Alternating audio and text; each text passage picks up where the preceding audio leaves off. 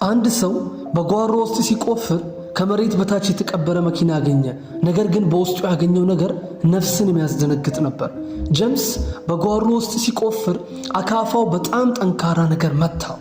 በመጀመሪያ ትልቅ ድንጋይ መስሎት ነበር። ነገር ግን ጠለቅ ብሎ ሲቆፍር የመኪና ጣሪያ መሆኑን ተረዳ። በድንጋጤ ባለሙያ ጠራ። በማግስቱ ቁፋሮ ተጀምሮ መኪናው ከዓመታት በኋላ ከድብቅ ቦታ ወጣ። ጄምስ መጮህ ጀመረ።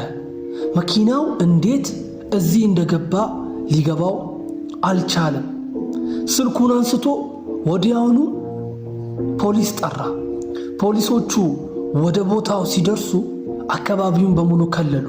ቀስ ብለው ወደ መኪናው ቀርበው የኋላውን በር ከፈቱት። ነገር ግን በውስጡ ያገኙት ነገር በፍጹም ሊገምቱት አይችሉም ነበር። የዚህን ታሪክ ቀጣይ ክፍል